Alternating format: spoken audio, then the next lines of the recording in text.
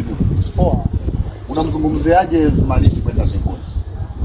Sio kwenda mbinguni Zumaridi, tulienda wote. Kwa sababu watu sio kijua, tulikuwa kuna Zumaridi, kuna yule nabii mkuu yule yani nabii mkuu yule Jodevi wa Arusha, sawa? Alafu kwa sababu Mamposa walimkataa. Mamposa Mwenyezi Mungu alimkataa. Alafu alikuwepo na Gwajima. Ya Gwajima alishia njiani. Ila mimi naenda wote, tukawa watatu. Yaani wote watatu. Tulifika kule mbinguni, ni kweli kuna watu na shock. Shock sana. Kwa sababu ukiangalia huyu Petro ambaye alimkana Yesu, alikuwa anamtongoza Zumaridi. Petro alinituma mimi nichukue namba ya Zumaridi, sawa? Baadaye wakutane sehemu mbinguni huko mbinguni.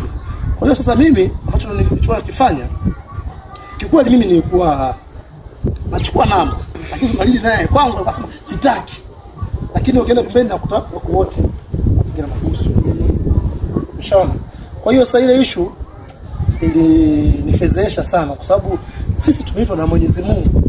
Sawa? Tumeitwa na Mwenyezi Mungu kwenye kikao, lakini watu mambo ya kipuzi. Umeona? Wakati huo na huyu nabii Jodevi yeye kidogo kule kwa safi, alikuwa anaishi na malaika vizuri. Kwa hiyo mambo kaenda hivyo. Na mimi sasa sio kama mimi walikuwa hawaletea shobo. Walikuwa wanaletea shobo malaika.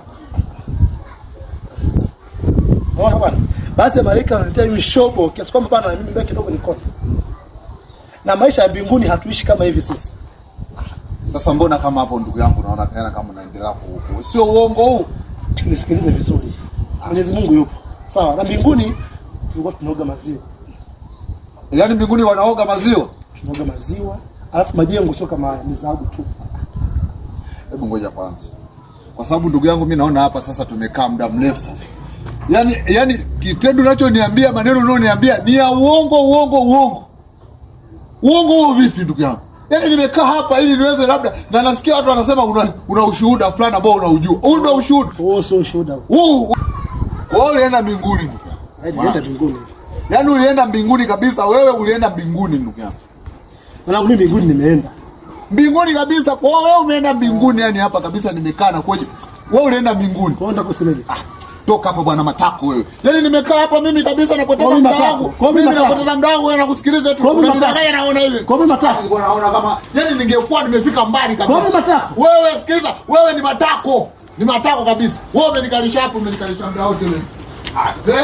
Mbinguni.